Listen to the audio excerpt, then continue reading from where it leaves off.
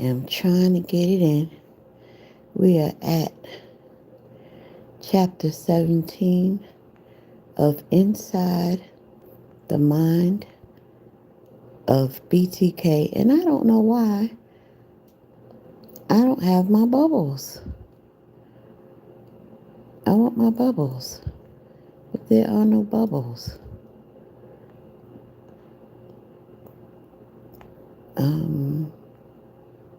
Give me 1 second. There's no bubbles. Whatever. There you go. It's the best I can do. Alright.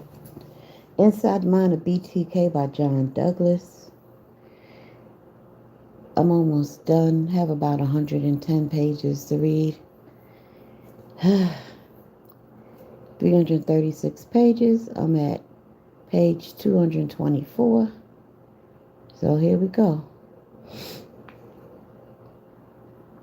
The sun was coming up. I'd been at it all night. I was getting too old for this sort of thing, I told myself as I walked across the hotel room and opened a window, leaned my head out, and dragged a long, deep breath of the cool morning air into my lungs. The leaves,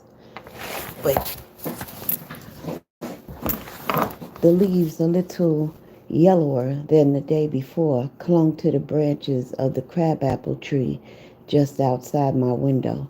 In a few more days, their tenuous grasp on the branches would weaken, causing them to tumble to the ground.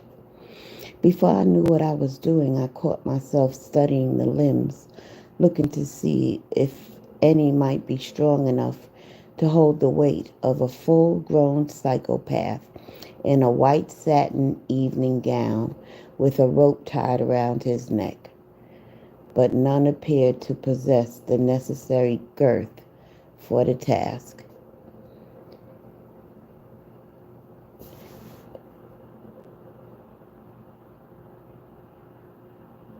I don't know how John Douglas, this author,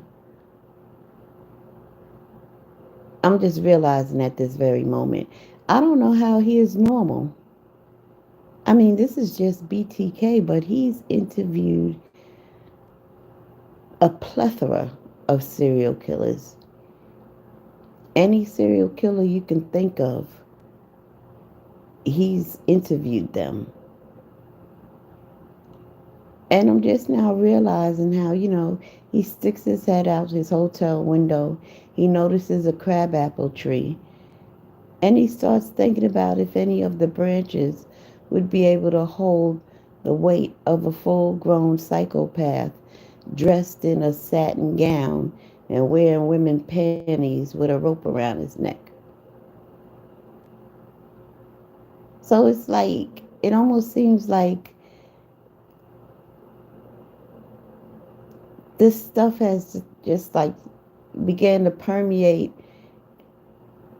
his daily life. He can't look at any ordinary thing and it remain ordinary. I'm certain he looks at rope in a different way. But anyway, Jesus, I muttered. His journals are changing the way I look at trees. See?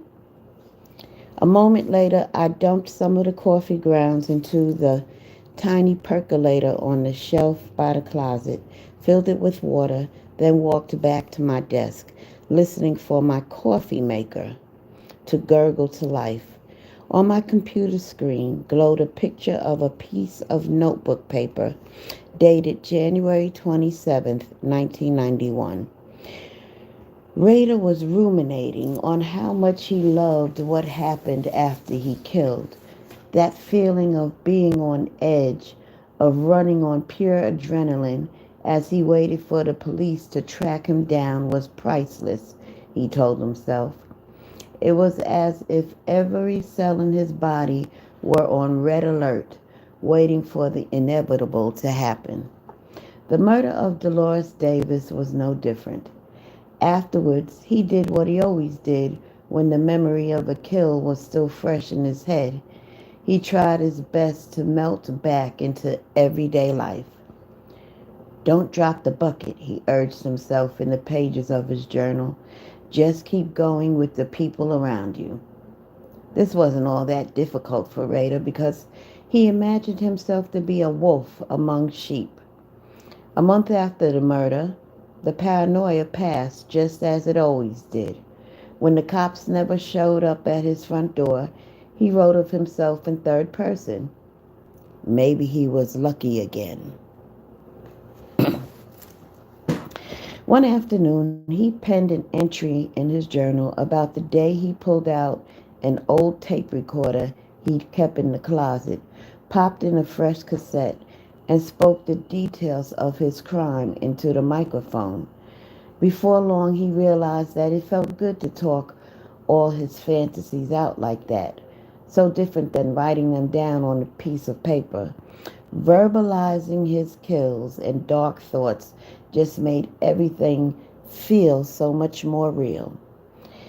It was easier, too. The spoken word flowed out of him in a way written words never had. He tried to understand why, and the only reason he could think of was that maybe it was because he'd never been able to say those words aloud before. He'd never before in his life dared let all those thoughts and memories, the ones he locked away inside of his head, drift out of his mouth. The sensation proved so cathartic that after he finished speaking the memories of Davis into his tape recorder, he decided to forego paper and begin chronicling his fantasies with his tape recorder. At least for most of the next year he did. But like so many of his artificial substitutes for killing, recording his fantasies eventually grew boring. A few years later, he pitched his collection of cassettes into an incinerator. The same oven, he later told police, where he burned the bodies of dead cats and dogs during his stint as a compliance officer and watched them melt away to nothing. The murder of Davis also marked another turning point in Rader's life. The business of serial killing, which was how he referred to it in his journal and after his arrest to police, wasn't for the lazy. Yet, when he looked back over his last two kills, he had to admit that he had been doing just that, being lazy. Of course, there was an undeniable element of risk that came from pulling off a project so close to his home, but he also realized that he was possibly leading the cops right to his back door. After Davis's murder, he told himself that if he did another one so close to his house, the cops would most certainly begin connecting the dots. He told himself that the one surefire way to throw the cops off his trail would be to leave them some bodies in some other cities. Before long, Rader was out trolling again, looking for other victims. In his notes, he likened himself to a seasoned tracker combing the forest for game. All he really needed was patience and a good sharp eye. He reminded himself that with 10 victims under his belt, he couldn't afford to get sloppy. He began to catalog his projects with a fury. PJ, Project Nils, was a white female who often favored business attire and lived in the eastern portion of Wichita in a large house. PJ2, Black, involved two African American university co-eds who lived a block away from Nails, the salon where Paula worked. PJ Mex was a Mexican family living on the south end of town. His list went on and on for good reason. To be a successful hunter, he reflected in the pages of his journal, it was crucial to have a list of potential victims. Then all he needed to do was keep moving around, checking up on them, and waiting until the nuances of their schedules began to fall in sync with his. Over the next few years, he had plenty of projects and just as many close calls. Project Twin Peaks involved an elderly couple who lived appropriately enough in the Twin Peaks neighborhood of Wichita. He spent close to a month stalking them out, watching them. And then one day he decided it was time. That was back in the day when he wanted to use a shotgun in one of his hits. So he parked his car down the road, out in the field by a hedgerow, and started walking back toward their house. His gun was down at his side, and he was so focused on what was about to happen that he never even saw the county mountie barging over the hill lickety split. So, what I just read, the county mountie barging over the hill lickety split, if you've been following these reading sessions, you would know that's BTK talk. It's written in quotes, and that's how he described it. What that fucking means, I have no idea. He had his lights off, and Rader figured the sheriff must have spotted him parking. All he could think of was, man, I'm cold turkey. He drove into a culvert beside the road. The sheriff roared The sheriff roared past, no doubt in pursuit of someone else, and Rader climbed out of the mud, miffed that he scratched the barrel of his shotgun. He walked back to his truck and drove home, cursing himself over his rotten luck. Landwehr told me that Rader spoke of another so-called project that he called off at the last minute. It happened back one afternoon in August of 1976, at a time when he'd begun locating potential victims by roaming through neighborhoods on the lookout for sale signs taped to an old car or a fishing boat in someone's front yard. He'd knock on the front door, and if a woman answered, he'd inquire about whatever it was she was attempting to sell. During the conversation, he'd check out the inside of the house, try to figure out if she lived alone or, God forbid, shared her place with a male. If that was the case, he'd stay the hell away. One afternoon, he stumbled on a single mother with 2 or 3 kids who had a Coleman trailer for sale in her driveway. They chatted for a few moments, then Rader quickly went on his way. She was perfect in every way. He wanted to take her so badly it hurt. A few days later, he decided to strike. Late one morning, he stuffed all his gear inside his pockets and drove toward a house, parked his car nearby, and began walking back to Project Coleman's house. He stood out front to collect himself and rehearse how he wanted everything to go down. Then he took a deep breath and started up the walkway. But just as the sole of his shoe made contact with the concrete step that led to her front door, all hell broke loose. The air suddenly exploded with a cacophony of police and ambulance sirens. The sounds were so loud that they drowned out the fantasies playing inside his head. Something's up, he muttered to himself as he turned and hightailed it back to his car.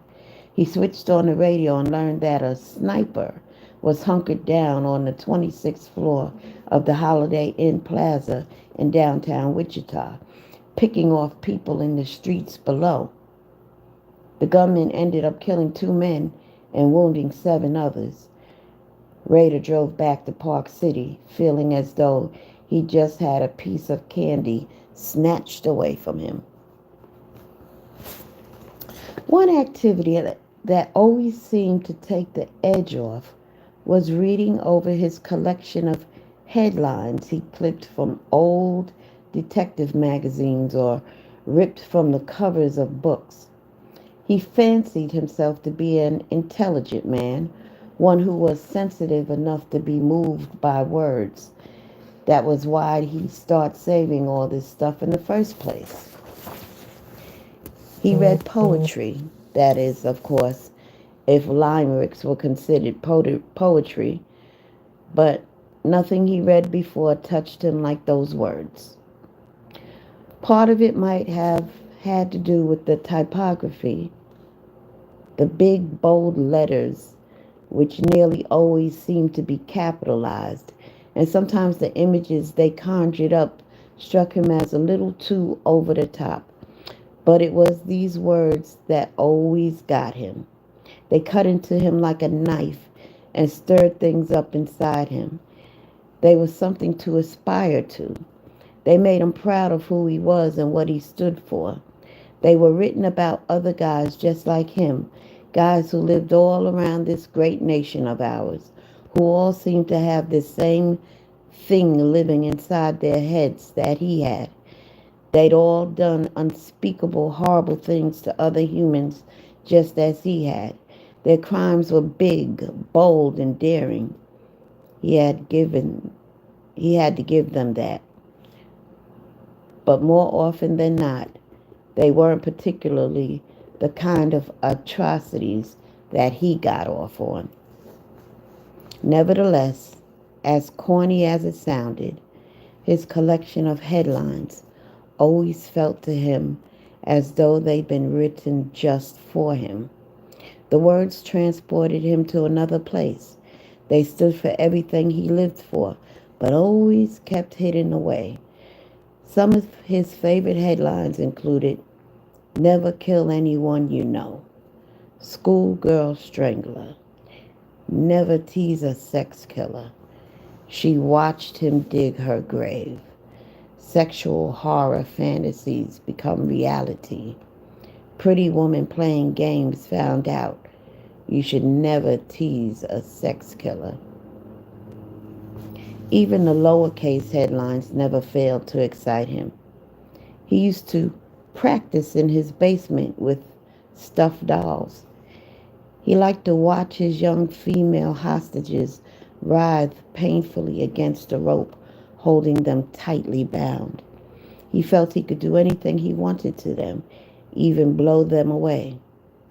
The suspect's alibi, lawmen claim, is that he was engaged in a little karate mixed with bondage and he accidentally killed her. Then why rape her after she's dead, they wondered.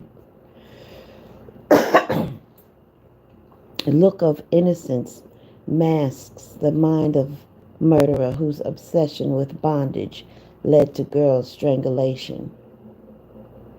An air-powered dart gun, several sharp darts, knives, twine, and an assortment of various sized vibrators. These told were all used by the sex fiend who ravaged many girls' lives with them. Reading the longer pieces he clipped from the books, magazines, and newspapers also helped feed Rader's hunger. From time to time, when it was safe, he thumbed through his stack of articles and passages and allowed him to put that allowed him to put everything inside his head into perspective. These weren't fantasy stories. They were articles written by scholars and others who had studied people just like him. One of his favorite was an op-ed piece he clipped from a January 23, 1997 issue of the Wichita Eagle titled, "Children Without a Conscience, Dangerous, but can be helped." Children without a conscience, dangerous, but can be helped. Accompanying the piece was a moody sketch of a little boy with an angry, defiant glare in his eyes. Two adult hands appeared to be gripping the troubled young lad's shoulders. "They are a parent's nightmare," the article stated. "Society's worst fear come to life. They seem a mocking rebuke to our sacred, deeply held beliefs on the innocence and purity of childhood, and they do not exist only in pulp novels or B-grade movies such as The Bad Seed. Terrifyingly, they exist in real life. That's the damn truth, because I work with such children. There was another entry from a book titled The Criminal Mind that he loved to read and reread, then think about because it showed just how confusing and contradictory killers like him could be. He'd even underlined various sections of it with a yellow highlighter. Even within the category of theories, there can be contradictions.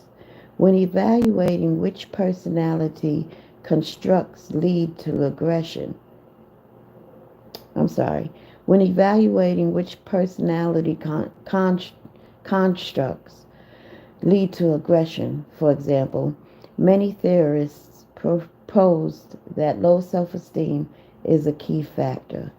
Bullies and rapists were thought to be men who did not value themselves. However, another researcher said that there is increasing evidence that high self-esteem is instrumental in aggression. Many violent types have an inflated, albeit unstable, sense. If challenged or criticized, they react with violence to reestablish their self-esteem. Researchers who support this theory believe that studies of incarcerated offenders that measured a significant proportion with low self-esteem are a result of the offenders being locked up. The low self-esteem supporters counter that the so-called high self-esteem factor is actually narcissism, which is based on perceived superiority, not a healthy regard for self.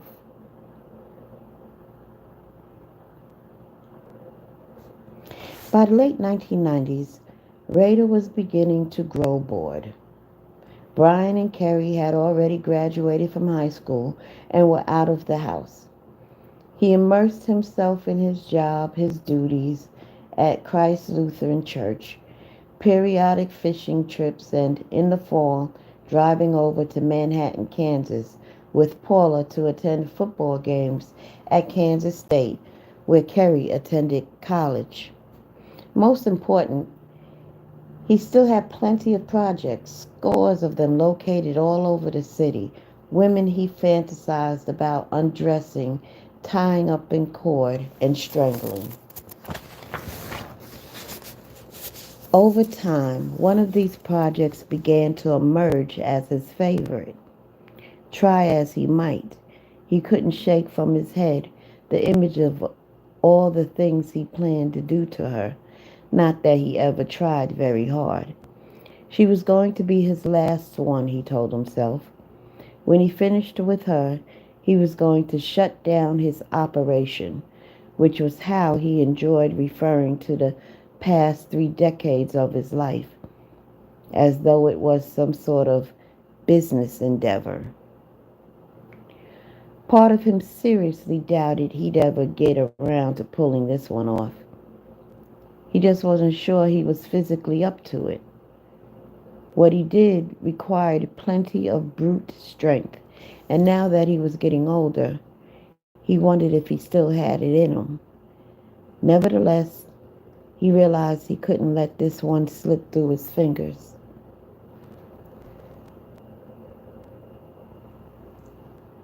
He'd been stalking this potential victim for over a year.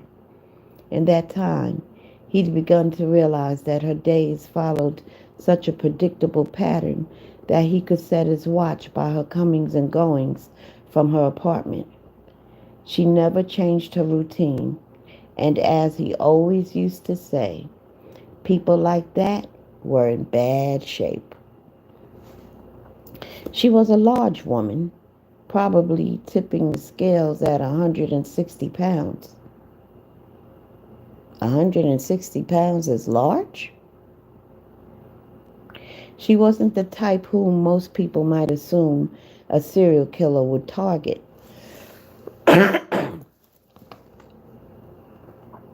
Rader seemed to pride himself in that fact.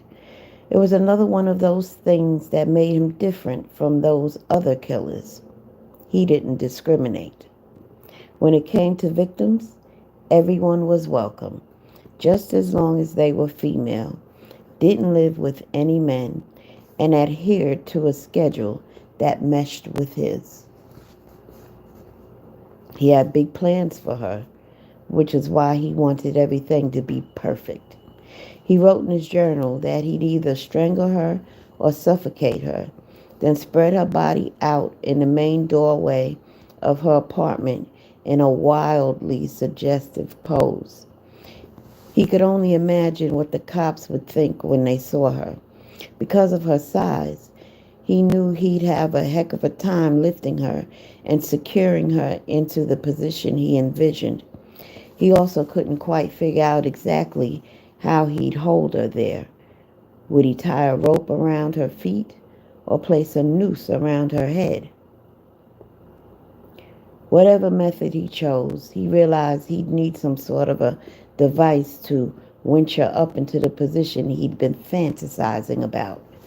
He stopped off at a hardware store near his house one afternoon during work and purchased a massive hook, a pulley, and a large screw. Rader had arrived at the conclusion that this was how he'd hoist her body up above the door frame. He'd grown so excited about this project that he began carrying his hit kit with him in his truck wherever he went. He even kept his portable drill with him in order to help him sink that screw into the door frame. Over time, the killing began to grow grander and more elaborate in the secret fantasies of his sick mind. He eventually decided that after murdering her and stringing her up, he'd burn the building down by dousing a few of the rooms with kerosene and then rigging a time-delayed fuse out of a candle. The fuse was crucial, he wrote. The last thing he wanted was for billows of smoke to be rolling out from the windows as he backed out of her driveway. It would be huge, he promised himself. Yet, not even this grand, bold fantasy could fill the empty hole inside him that threatened to swallow him up, which was a bit ironic. After all, he'd spent a lifetime telling himself how badly he yearned to live the carefree life of a lone wolf. Yet now that he was free of the obligations brought on by raising children, he had no idea what to do with himself. According to what Landwehr had told me yesterday while we were driving around Wichita, Rader finally understood what the next chapter of his life would entail in January 2004. The day was a Sunday, and he had just returned from church, picked up a copy of the Wichita Eagle, and read an article that used the 30th anniversary of the Otero murders as an excuse to run a retrospective article on the seemingly long forgotten serial killer named BTK. The headline read, BTK Case Unsolved, 30 years later. Besides rehashing his 7 known murders, the 1,100-word article focused on the efforts of a Wichita attorney named Robert Beatty, who also taught a class in criminal justice at a local university. Beatty had taken it upon himself to pen a book on BTK, partly because he felt that most residents had forgotten this significant chapter in the city's history. Halfway through the piece, Beatty explained how the year before he brought up the case in one of his classes and was surprised by the reaction. I had zero recognition from the students, he said. Not one of them have heard of it. Rader read the piece, and according to what he told Landwehr during his interrogation, became disgusted that some local know-it-all attorney was going to write a book about him. He was flattered by the idea of it, but he'd be damned if he was going to let this guy have the final say on his life's work. And that was when Rader decided he'd write his own damn story, explaining everything: how he worked, how he chose his victims, how he jumped from one project to the next. Nobody knew anything about that sort of thing. They knew about his victims and the facts surrounding his crimes. That stuff was pretty much all out in the public domain. But what he yearned to do was dump the contents of his brain out on the sidewalk for everybody in Wichita to shudder over. He wanted to stir the hornet's nest. He just hoped he didn't end up getting stung, although he told himself that the chances of that were slim.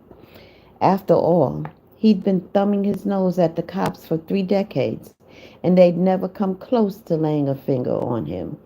He wasn't deluded enough to think that a publisher might actually take on his project and release his writings in the form of a book. What he had in mind was more on the order of a public relations effort. He wanted to set the record straight while also reminding the community that Wichita's infamous brand name killer was still alive and plotting. By then, Brian had joined the Navy as a seaman apprentice and was based at the Navy submarine base in Groton, Connecticut. Kerry had gotten married and moved to Michigan. Like a lot of tech-savvy couples, she and her husband maintained a blog about their life together, which they posted online. From the sound of it, her night terrors had continued into adulthood. Whatever had crawled inside as a child and caused her so much pain whenever she shut her eyes at night was still alive and squirming. A few months before my arrival in Wichita, I was doing a bit of web sleuthing on Kerry's name and stumbled onto one particularly chilling entry from the couple's blog. Kerry's husband had written it sometime in 2004. In it, he described what it was like to live with a woman who suffered from night terrors. I think this is going to shorten my life. I'm either waking up with no covers, waking up with a psychotic woman looking for a monster, or for some Mexican person that could have broken in to murder us. Either that, or she is screaming because she thinks, in my peaceful state of slumber, I'm trying to mutilate her in some way. I have heard rumors that all women are completely insane when they sleep. I think the idea is to control every facet of their man's life. There was a week where I was woke up 3 times in the night to some sort of dream event or some kind of screaming. Let me tell you, it just about destroyed me. My cell phone rang. It was Landwehr. "You up yet?" he asked. "Never went to bed." "Got tied up last night," he said. "Homicide we're working. Couple things we've been waiting to happen fell into place. Made some arrests." "That always feels good," I said, remembering the rush that I'd sometimes get after helping take some dangerous scumbag off the street. "Yeah, I'm hungry," he said. "You want to grab some breakfast? I got some time before work." "Sure," I said. "You get a chance to look at that disc I left on the desk?" he asked. "You might say so," I laughed wearily. "He's one prolific son of a bitch."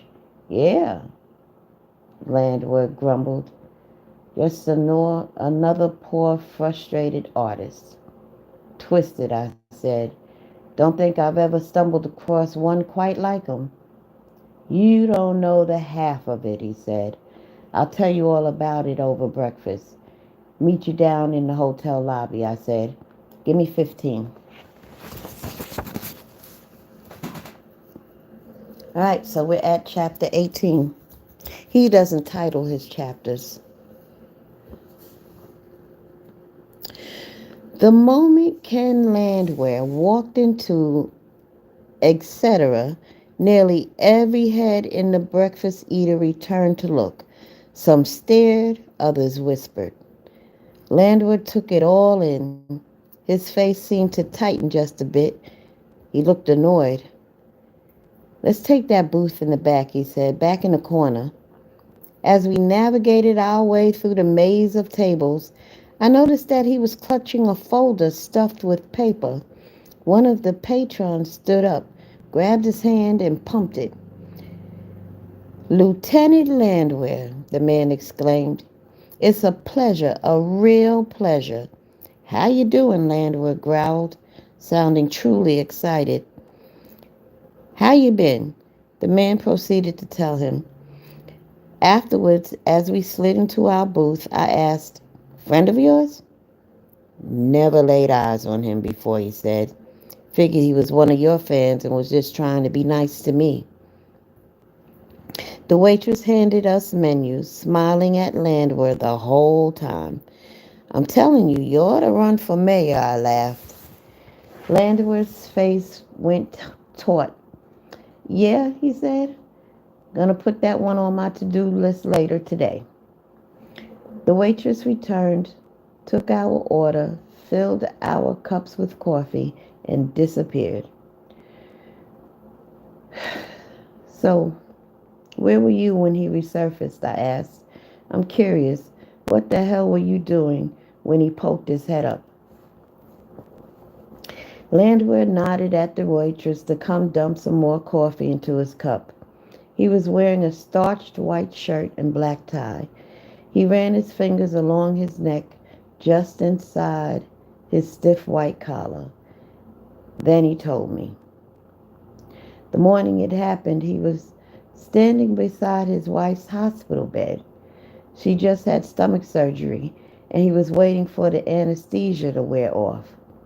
It was March 17th, 2004, the 27th anniversary of Shirley Vian's murder. My phone rang, he recalled. It was a detective in my unit. We just got a letter, he said. Looks like it could be from BTK. How'd that make you feel? I asked, sipping my coffee. Sick to my stomach. I thought we could be in a lot of trouble here. But the more I thought about it, the more I realized we had a chance to finally catch this guy. A half hour later, he was holding the white envelope that had arrived in the morning mail at the offices of the Wichita Eagle. The sender's name, typed in the upper left-hand corner, was listed as Bill Thomas Kilman. His return address, 1684 South Old Manor, didn't exist on any map of Wichita. Inside the white envelope was a single sheet of paper containing 3 photocopied snapshots of a woman who appeared to be unconscious, lying on a carpeted floor. The photocopy of a driver's license belonging to a 28-year-old woman named Vicki Wegerly, whose 1986 murder had never been solved, also appeared on the page. But the most chilling part of the letter were the letters BTK scrawled at the bottom of the page. It was penned with the same haunting telltale flourish employed by the killer back in the 1970s. The letter B had been fashioned into breasts. At the top of the page was a string of seemingly nonsensical numbers and letters. Police asked several experts to try to decipher the message, but no one was ever able to figure out what it meant. It wasn't until after Rader's arrest that they learned what the message, supposedly written in a code used by the Germans in World War II, actually said. Let Beatty sick. You know how they write something and they'll put in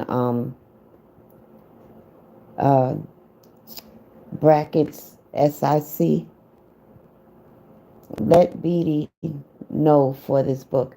When they put that in brackets, that SIC, that means something was there that was unintelligible. In other words, he wanted the man chronicling his crimes to understand that he was still very much alive. Although this single piece of paper had all the markings of a bona fide communique, Landwehr knew damn well that he needed to proceed with caution. Because BTK had been featured in a lengthy newspaper article a couple of months before, it wouldn't be unusual to receive a copycat communique from some warped and perverted soul with too much time on his hands. The key is to review the document carefully, searching for references to factual data that would be unique to the case. This is one of the main reasons why police sometimes sit on information, preventing it from becoming public knowledge. The moment I learned about that first communication from my FBI source, I knew that if it was legit, it was just a matter of time before police snared BTK. It had always been obvious to me that the more he wrote to the media and police, the more we would learn about him. He craved attention. In fact, I wasn't surprised that he resumed his writing career. What stumped me was that he'd been able to stop for all those years. He craved attention, and now he wanted it again. What, I wondered, must be going on in his life at that moment to cause him to surface? He had to be around 60 years old.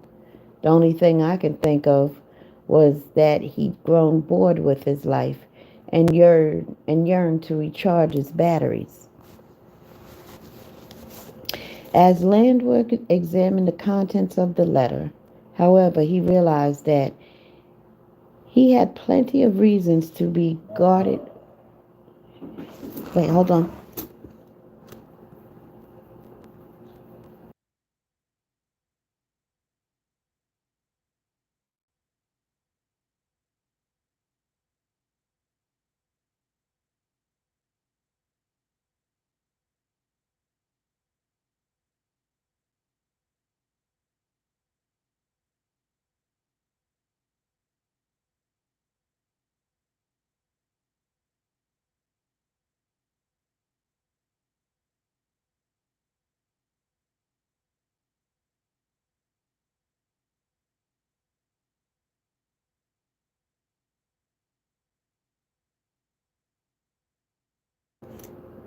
Sorry about that. Where was I?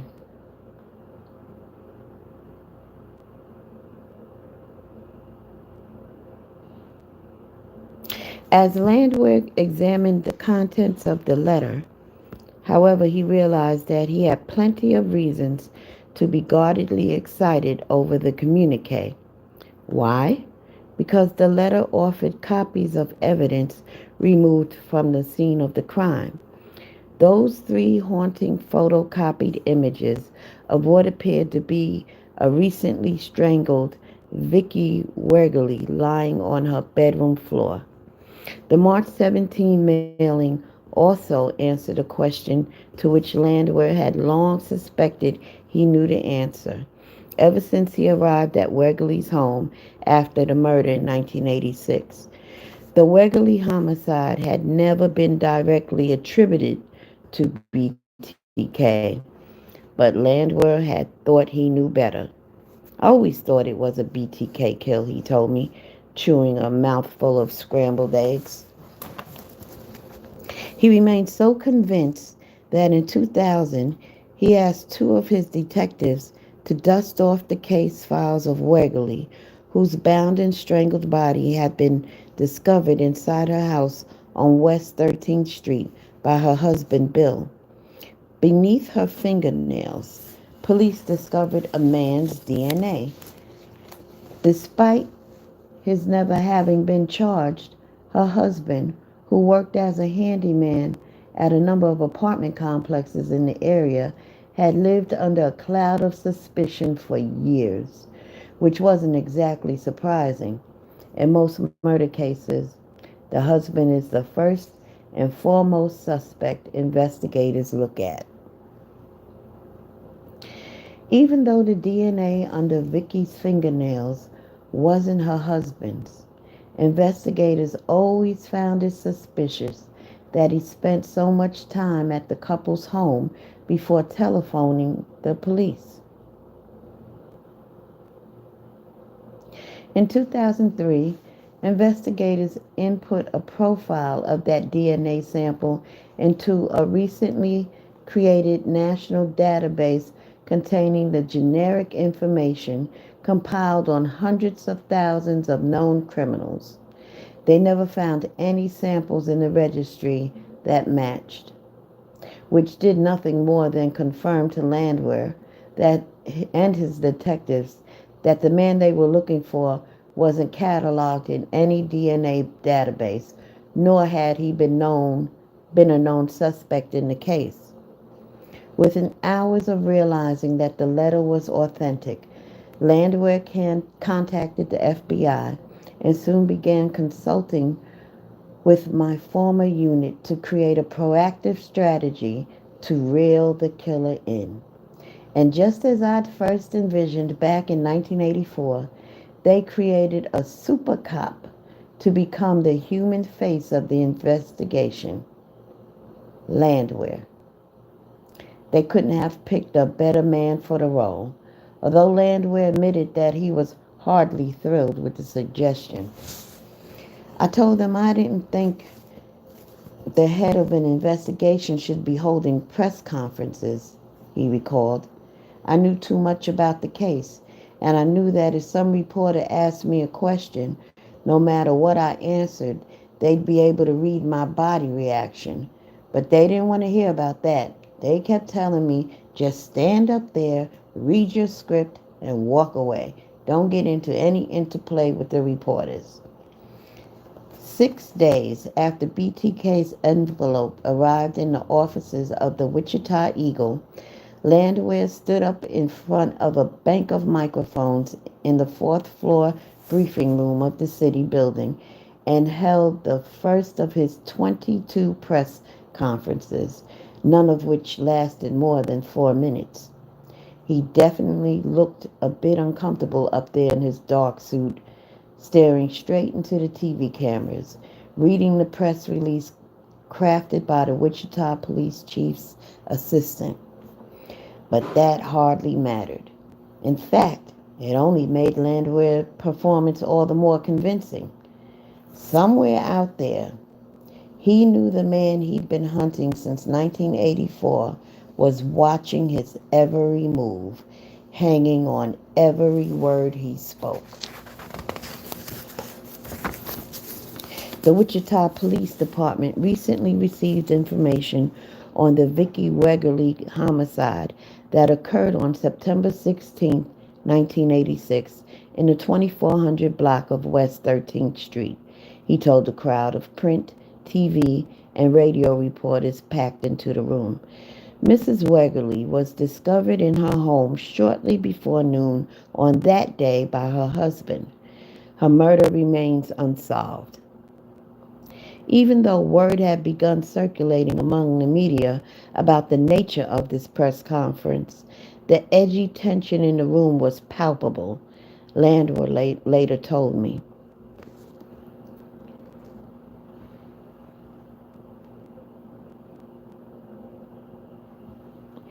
Investigations personnel now believe that this homicide could possibly be linked to the unsolved homicides that occurred in Wichita in the 1970s and were attributed to the BTK serial killer.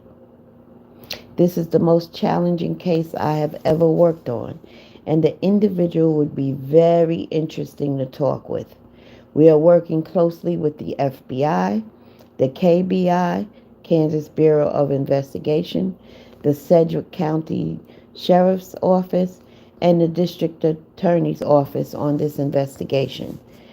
This case is a top priority with the Wichita Police Department, and we will be working this as a strong, unsolved case and exploring all possible leads. Landwehr did everything I recommended back in 1984 when I suggested that a close bond with the lead investigator on this case could create the kind of situation in which BTK would not only feel respected, but also see himself as a consummate professional, playing a game of hide and seek with a collegial opponent. In the end, he might just let his guard down enough to give himself away, or possibly even give himself up.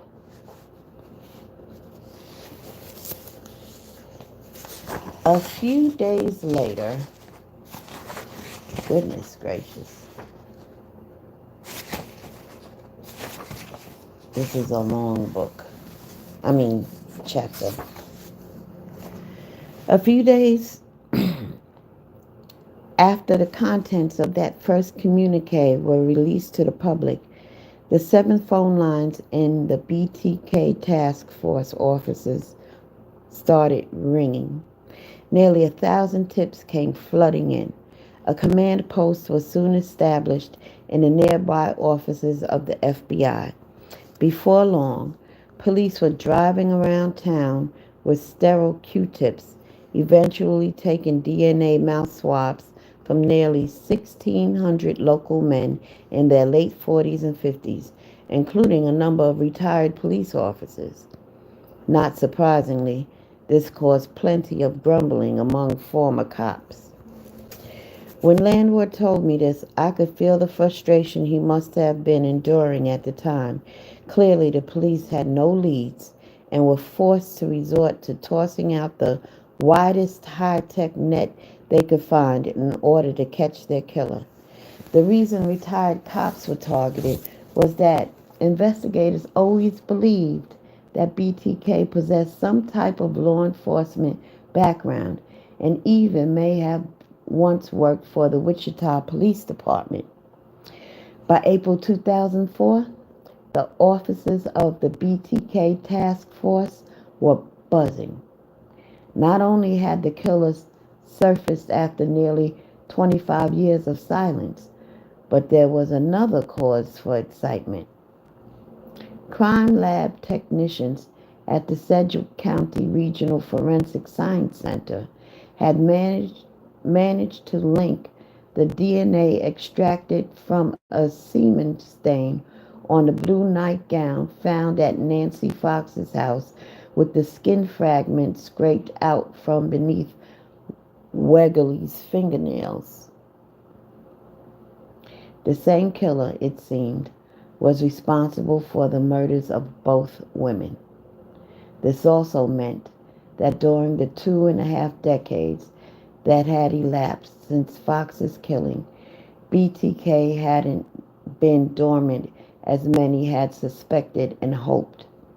He just managed to keep a lower profile than he had with his first series of murders. Exactly how many other homicides, they wondered, might he be responsible for?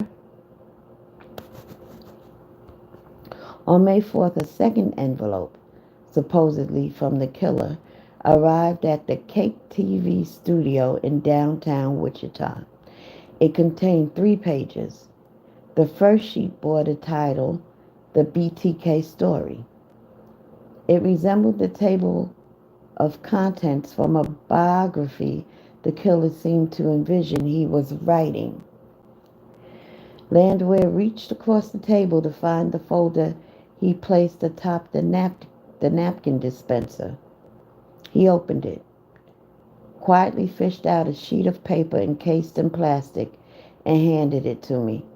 It looked like this. 1. A serial killer is born. 2. Dawn. 3. Fetish. 4. Fantasy world. 5. The search begins. 6. BTK's haunts. 7. PJs. 8. Mo ID Roos. 9. Hits. 10. Treasured memories. 11. Final curtain call. 12. Dusk. 13. Will there be more?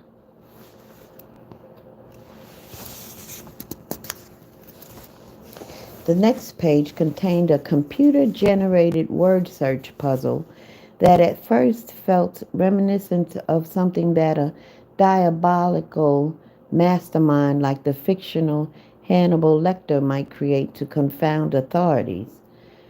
But the more investigators scrutinized it, the more they realized that this guy was no better at designing a puzzle. He couldn't quite seem to line the numbers up with the letters than he was at spelling. The puzzle contained words relating to the case, including victim, serviceman, fantasies, lost pet, and officer.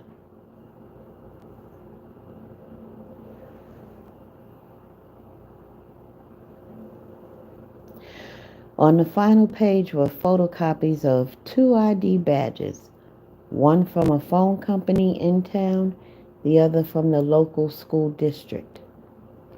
1 month later, BTK's third communication was discovered in a Ziploc plastic bag duct taped to a stop sign near an on-ramp to I-135, which bisected the city. On the outside of the enclosed brown envelope were the words BTK Fieldgram. It contained a disturbingly sophomoric account of the Otero murders, including a graphic description of his slaying of 11-year-old Josie. The killer also included a sketch of a gagged, bound, nude woman dangling from a noose.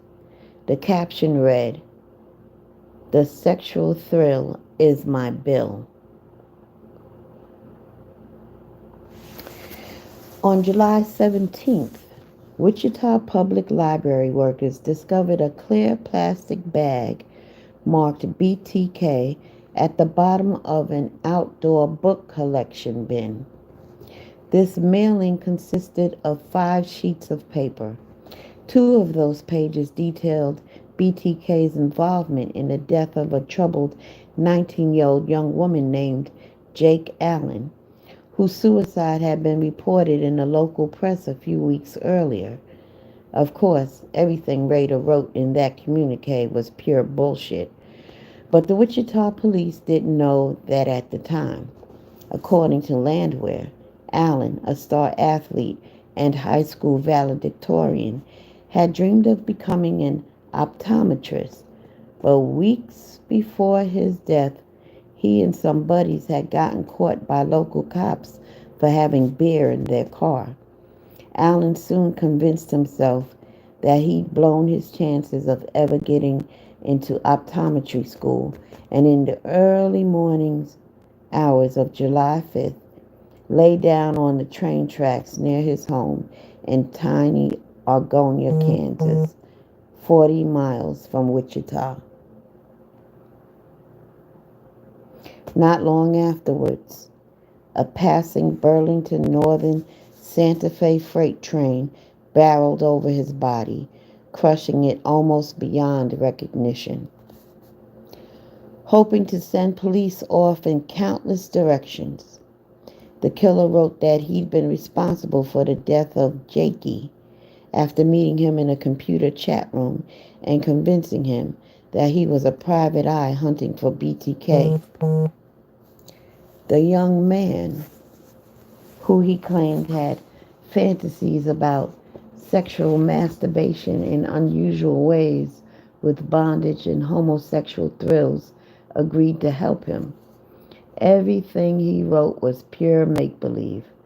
Rader had absolutely nothing to do with Alan's tragic death, but Landwehr couldn't take that chance, so his men began combing through Alan's computers, sifting through his emails, and piecing together every word he'd ever posted in the chat room. After a couple of weeks, it became evident that everything BTK had written about Alan had either been lifted from newspaper accounts of his death or fabricated. All of his letters, I'd say that was the one that stood out the most, recalled Landwehr. There he was telling us that he killed again. It confirmed everyone's worst fear, I said. You knew about Vicky Wergely, so you knew he'd been killing while he'd gone underground. But Wergely was back in 1986. Suddenly he's telling you that he's still at it. He's still killing. Not only that, his letter led us off on a wild goose chase, Landwehr said, because when we dug into Jakey's background, we learned that he was studying to be an optometrist. That's what he wanted to do in college. But we also knew that eyeglasses were important to BTK, so we knew we had to run down that angle. The eyeglasses? I'd forgotten all about that. He mentioned Josephine's glasses in the letter he sent police after the Otero killing, and he drew glasses on the bedside table when he sent you that picture of Nancy Fox in 1978. Landwehr nodded. And Cheryl Gilmore, the woman we believed he was after on the day he ended up killing Shirley Vian, worked for an optometrist, he said.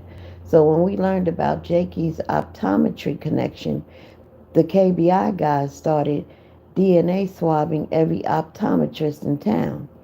I told them I want to know who refuses the second it happens, and we'll put an undercover on them. You must have thought this was your huge break, I said. But it gets better, Landwehr grumbled. Turns out that the eye doctor Gilmore worked for also saw Jake. So now we've got a potential victim who didn't get hit and a kid who might be a possible victim, both connected to the same guy. All you needed to do was go put cuffs on the guy. I laughed. Landwehr stared at his empty coffee cup, then shook his head slowly. This investigation was filled with so many moments like that, he explained. There were just so many points when you'd get so excited and think, this is it, we got him. You're ready for the victory lap. Everything is looking good, and then you just get shot down. It all falls apart. You can't imagine how many times we had victory parties planned. I know of 8 in 2004. The same thing happened back in the 1980s.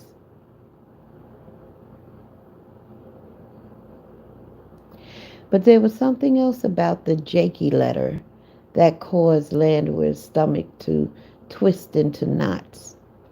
In it, the killer threatened that he had spotted a female that I think lives alone and or is a spotted latchkey kid. Just got to work out the details. I'm much older, not feeble, but I'm much older now and have to condition myself carefully. Also, my thinking process is not as sharp as it uses to be.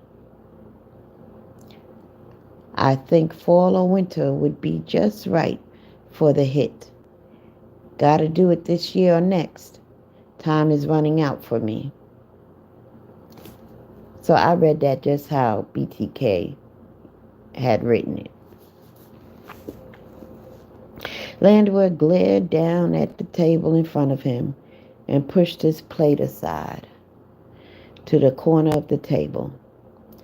That's the part that really made me sick, he said. I was so worried that he picked out another victim. To think he might be targeting some kid was just too much.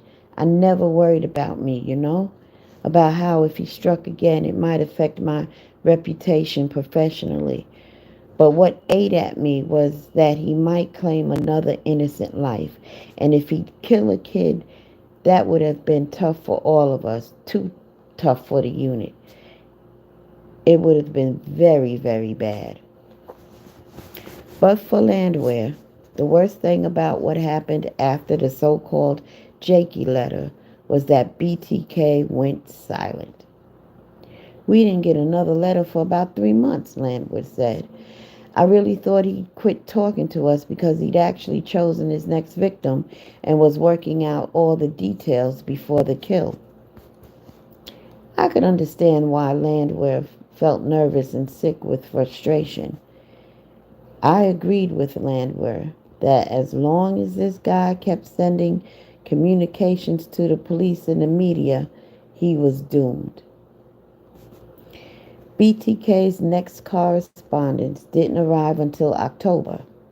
A UPS driver spotted an unsealed envelope left in a drop box at the Omni Center in downtown Wichita.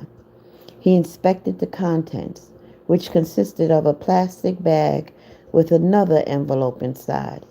The words BTK Fieldgram were typed on the front. Tucked inside was a stack of 3x5 cards.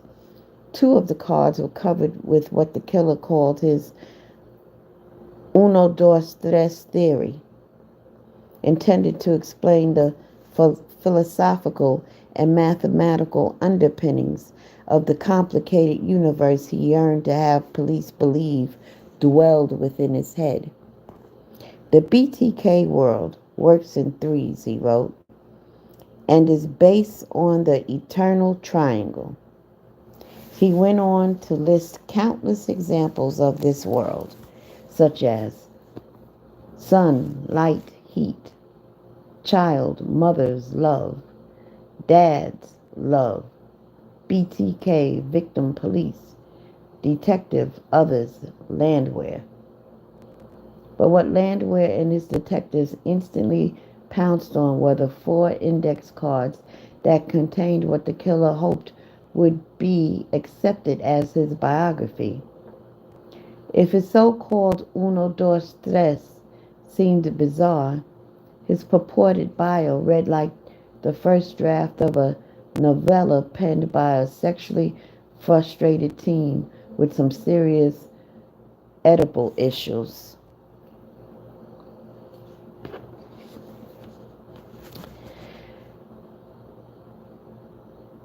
Childhood reflections. This is BTK writing, y'all. 1 to 8 years old. Only memories float around in the mind but never seem to disappear, but you almost see them. Possible sexual overtures or early childhood problems that develop into sexual variant later on in life. Mother slept beside me at times. The smells, the feel of underclothes, and she let me rub her hair. 10 to 11 years old. If you masturbate, God will come and kill you. Mom words after she found seminal yellow stain in her underwear one day. She tried to beat me. I fought back. She held my hands behind my back and used the man's belt to whip me. Funny it hurt, but Sparky liked it. Mother finally quit and said, "Oh my God, what have I done?" She kissed me. I was close to her, tears and moisture upon her and my cheeks.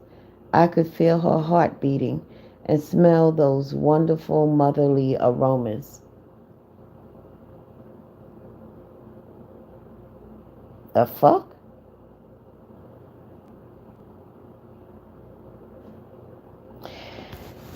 After consulting with the FBI, investigators sat on the contents of the bizarre story for over a month before releasing them to the community. We assumed it was mostly lies, Landwehr said, but we still had to comb through every single thing he wrote down, trying to track every bit of information down.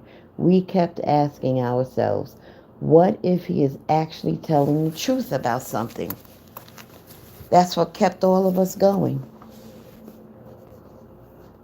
On November 30th, a 12th press conference was held, and Landwehr distributed a media advisory titled BTK Describes His Background.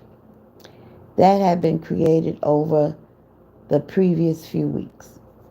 In it, police laid out a list of biographical factoids around BTK and urged residents to read it with a grain of salt. Releasing a list of his claims, they reasoned, might allow someone, somewhere, to make a connection that police couldn't hope to. Because I'd never worked a case in which the perp told us the truth about himself, I had learned to ignore those kinds of facts that just concentrate on motive and what could be done proactively to rein in the unsub. Unsub means unidentified subject. What in God's name did you pull from this letter? I asked. Anything that turned out to be useful? Landwehr reached into his folder and plucked out a copy of the release police distributed. It read like this.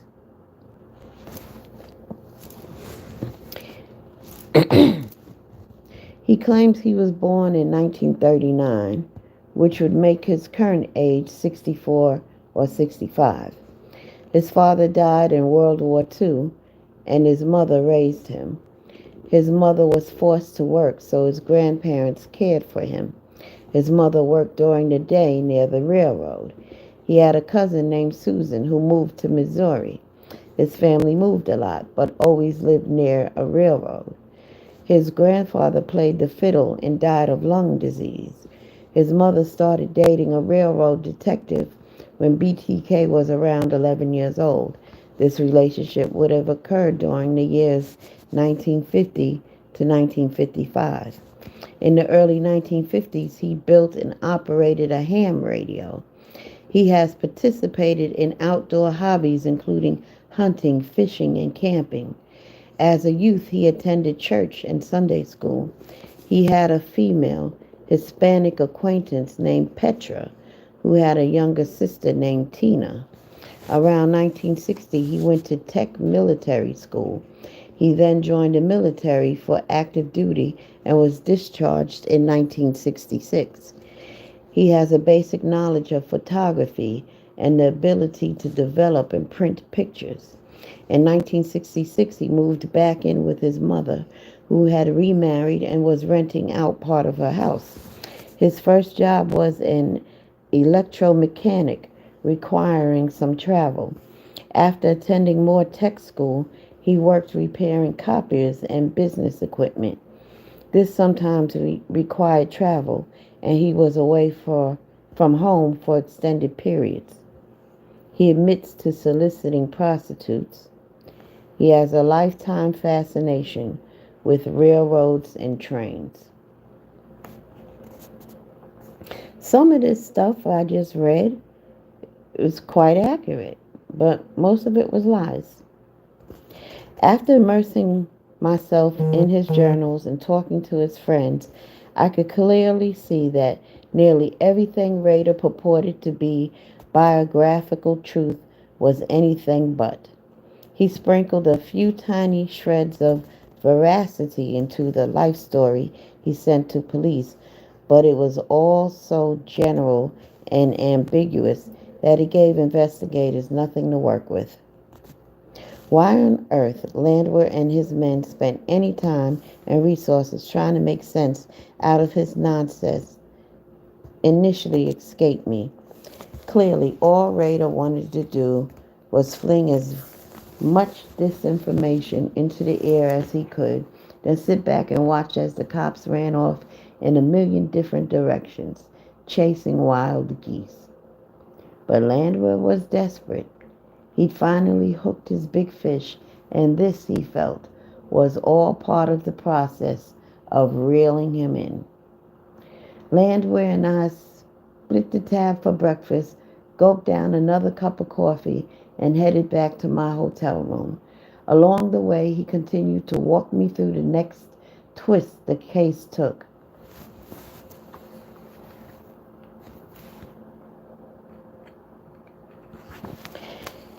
It happened on January 25th with the arrival of a postcard at the studios of KAKE TV.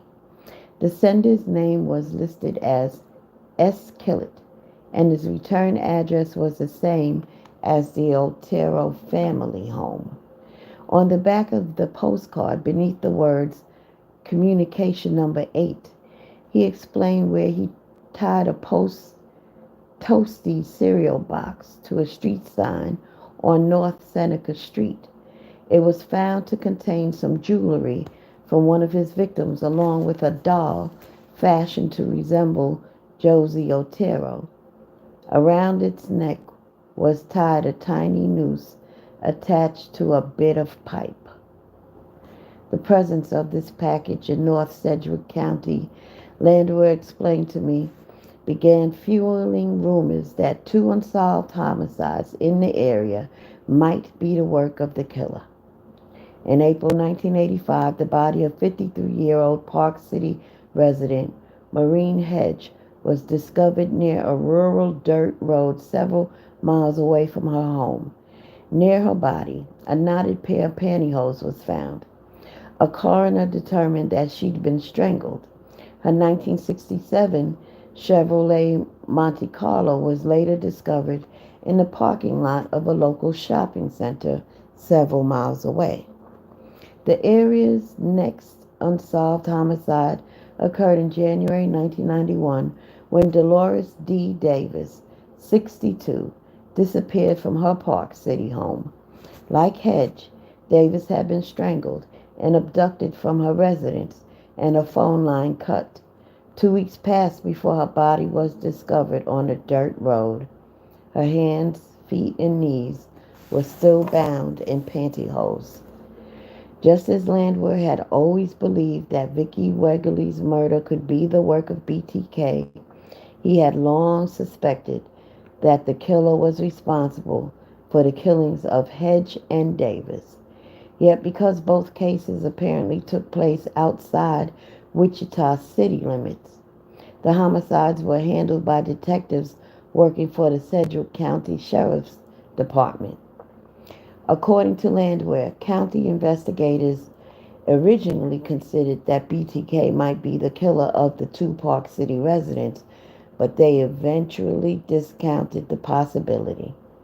One of the reasons was that the ladies had been discovered so far from their homes, which didn't appear to fit BTK's known MO.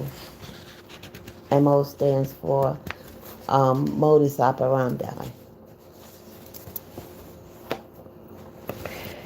The most perplexing part of this latest package was the killer's inquiry about whether or not police have discovered number 7 at Home Depot drop site 1805. Landwehr and his detectives had no idea what he was talking about. Several task force members were dispatched to the local Home Depot, where they spent the next few hours scouring the inside and outside of the store, searching for what they assumed would be a package or letter. They discovered nothing, but eventually hit pay dirt after the store manager played a security videotape for them from the late evening of January 8th. The grainy black and white footage of the tape showed some sort of SUV pulling into the nearly empty parking lot and stopping beside a parked pickup truck. Because of the darkness and the quality of the image, detectives were unable to pinpoint the exact make of the SUV. However, after roughly calculating the vehicle's length and wheelbase and the amount of ground clearance, they felt confident that it was a Jeep Grand Cherokee. But the most riveting part of the video unfolded just moments after the SUV parked and the driver's door opened. From out of the interior, a shadowy figure emerged, walked briskly across the parking lot, then appeared to toss something into the bed of the nearby truck. Once again, the detectives paused the tape and scrutinized the individual frames. But no matter how they tried to enhance the image, the man's face was too blurry and dark for any of his features to be visible.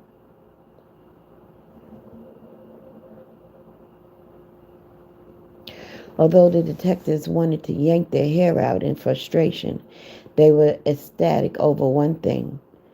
They were actually staring at the phantom whom the Wichita police had been trying to locate for 3 decades.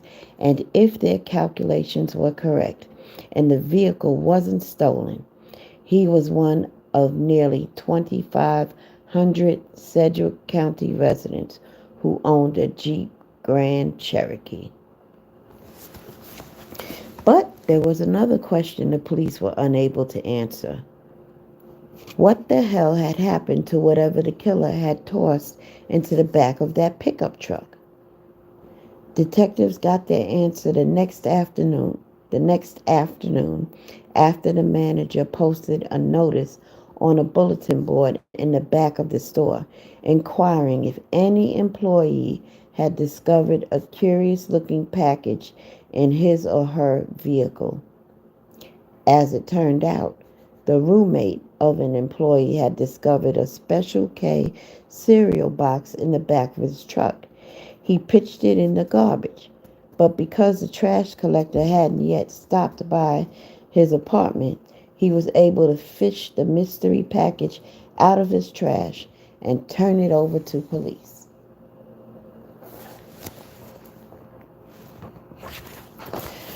Among the contents was a 2-page document that detailed how the killer's lair was booby-trapped with explosives. He also included a lengthy list of PJs, which included PJ Little Mex, My One Big Hit, A Good Start as Serial Killer, and PJ Foxtail, Nancy J. Fox, My Best Hit. But the part of the communication that caught Landwehr's eyes was the pithy message BTK had tacked onto the final page. It read, "Look, be honest with me. If I send you a disc, will it be traceable? Just put the answer in the newspaper under miscellaneous section 494. Rex. It will be okay. Run it for a few days in case I'm out of town, etc. I will try a floppy for the test run sometime in the near future, February or March."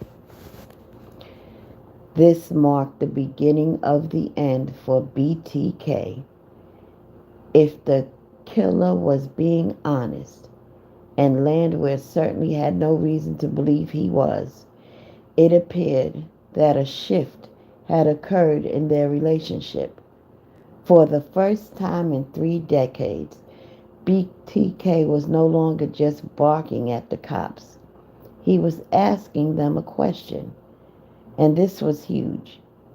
He wanted to know if it was safe to begin sending police his communications on a computer disk. It wasn't so much what he was asking.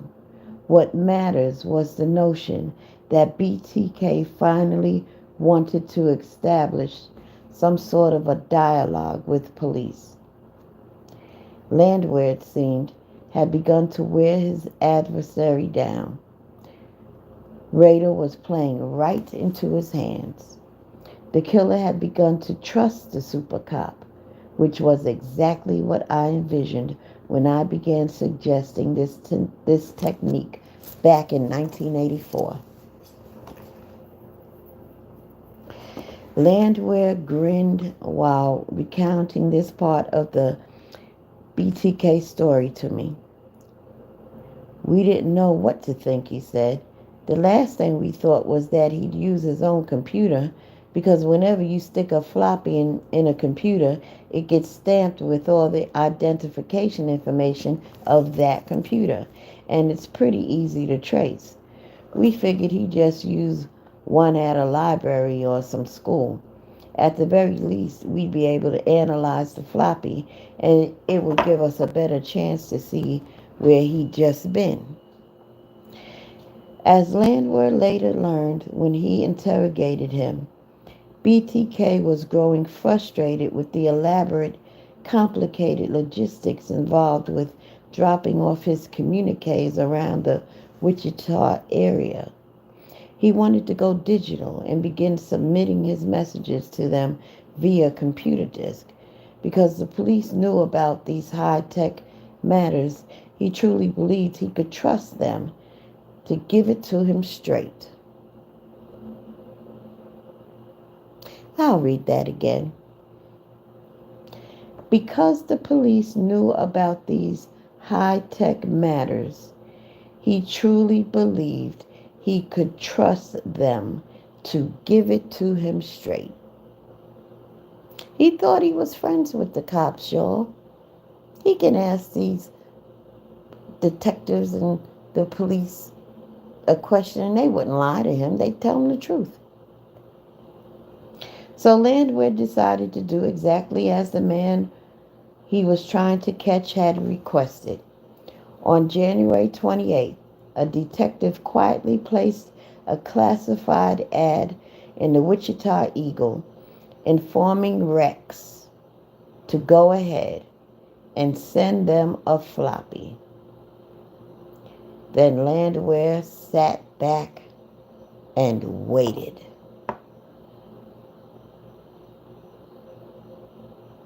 Rex.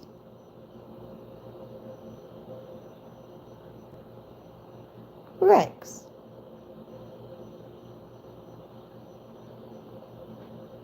This is what I want to talk about. I'm finished with chapter 18. Do y'all understand that BTK he's possessed with a demonic spirit? If you do not or cannot even consider BTK or anyone being possessed by a demon, I don't know what else to tell you. But true indeed, BTK is possessed by a demon, a demonic spirit. It's no coincidence that he used the name Rex way back in 2004 or 5. And here in 2023, our serial killer de jour goes by the name of Rex Heuermann, who's very similar to BTK. There's a lot of similarities. For instance, they both were arrested at the age of 59. They both were married. They both had a son and a daughter. They both are sadistic psychopaths. And there's some other similarities as well. Just understand that spirits travel.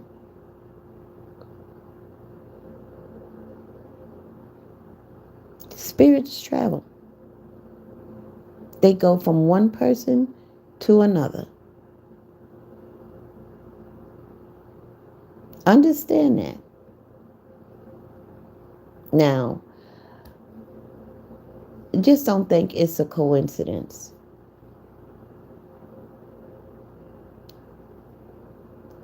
that BTK used the name Rex for these detectives to answer him in a wanted section or whatever of the newspaper. It's some real deep shit. Now, if you are carnal minded, you wouldn't be able to connect the dots with what I'm trying to explain to you. But if you are spiritual minded and your spiritual eyes are open, you'll see the devil in this just as clear as day. And with that being said, I'll be back again sometime this weekend. And I'll read to you soon. Be safe.